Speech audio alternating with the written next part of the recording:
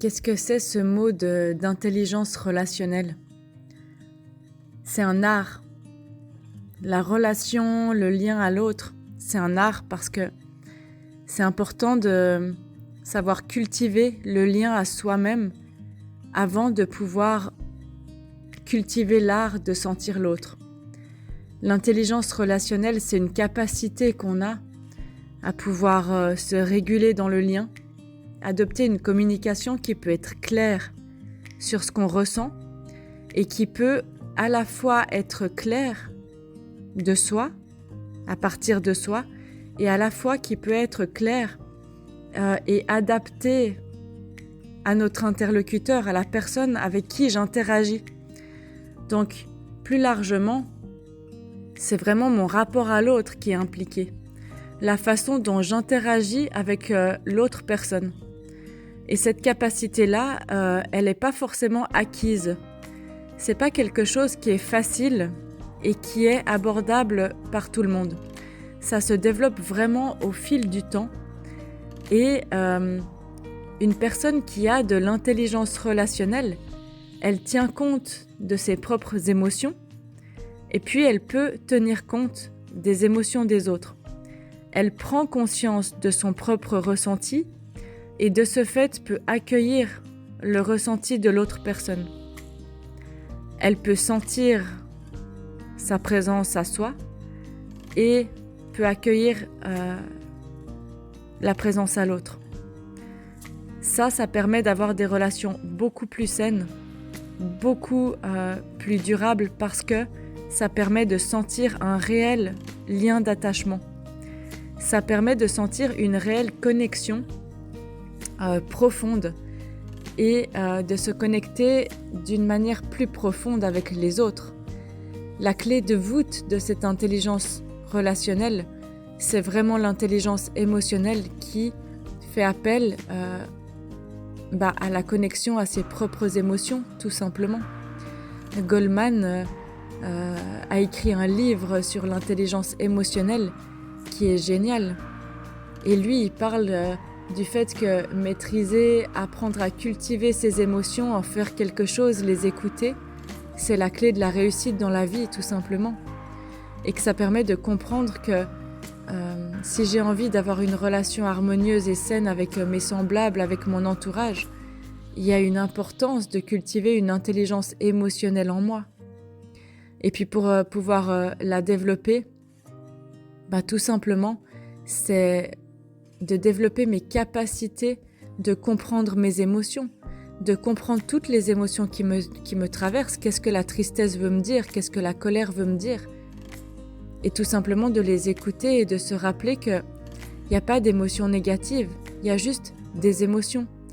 Et plutôt que de les gérer, si on commençait par les accueillir, si on commençait par ne plus les subir, mais tout simplement les exploiter pour pouvoir en faire un potentiel, d'écouter le message qu'elles nous donnent et de me confronter en fait aux choses de manière constructive. L'intelligence relationnelle, on peut aussi l'appeler intelligence sociale, mais c'est pas tout à fait la même chose. L'intelligence relationnelle, c'est pas seulement la communication. Bien sûr, c'est apprendre à communiquer d'une manière adéquate, à parler à partir du je et non à partir du tu qui tue, qui critique, qui blâme. Et puis c'est vraiment cette intelligence relationnelle de parfois apprendre à laisser la place à l'autre dans le lien. Quand l'autre s'exprime, est-ce que j'arrive à me taire pour écouter sans tout de suite rebondir sur ce que l'autre dit?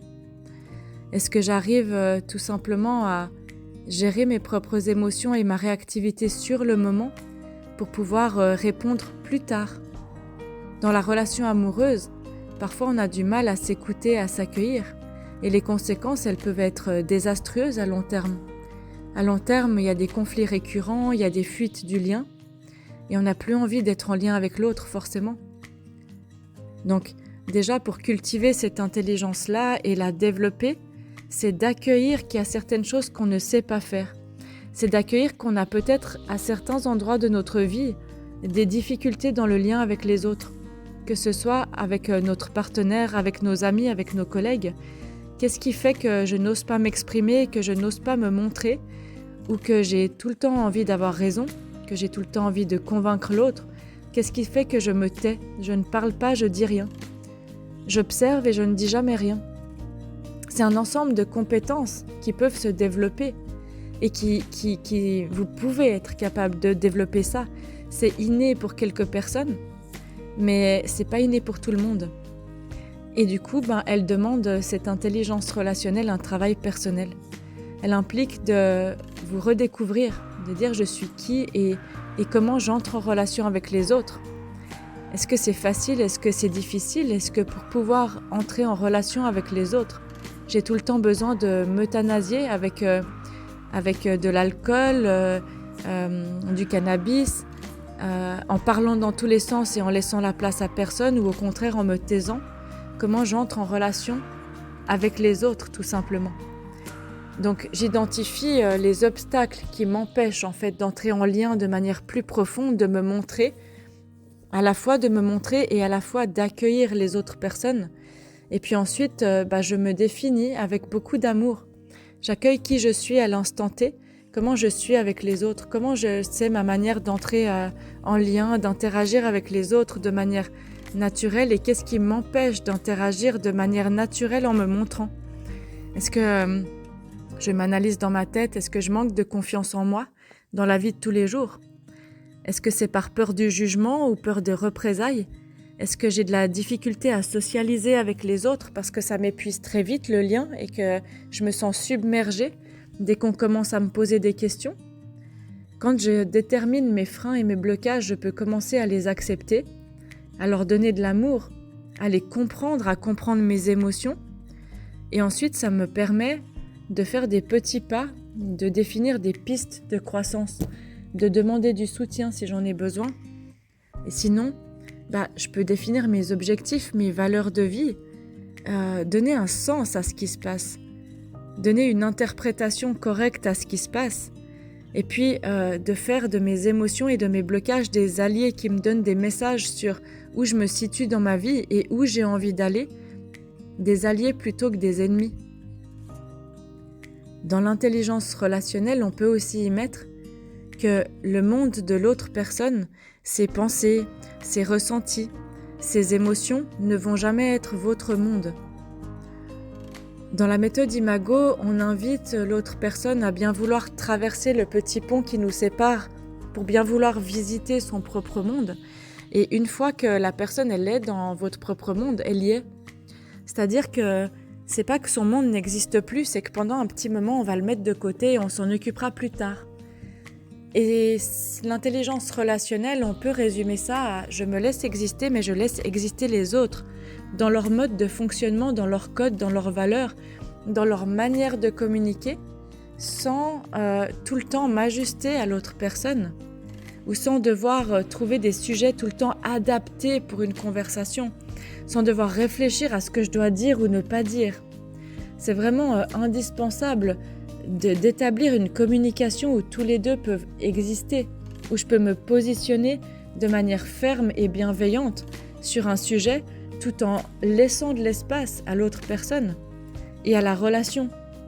C'est-à-dire que je peux me laisser exister dans ce que moi je suis en train de vivre, mais en même temps je peux observer l'autre personne et voir ce qu'elle est en train de vivre, de voir si je la mets mal à l'aise, de voir si ça fait 3 heures que j'occupe toute la place dans la conversation et que je laisse pas du tout la place à l'autre, de voir si je me tais, si ça fait 3 heures que j'ose pas ouvrir la bouche et que je dis rien, mais que je juge sévèrement ou bien que je me juge moi sévèrement dans ma tête.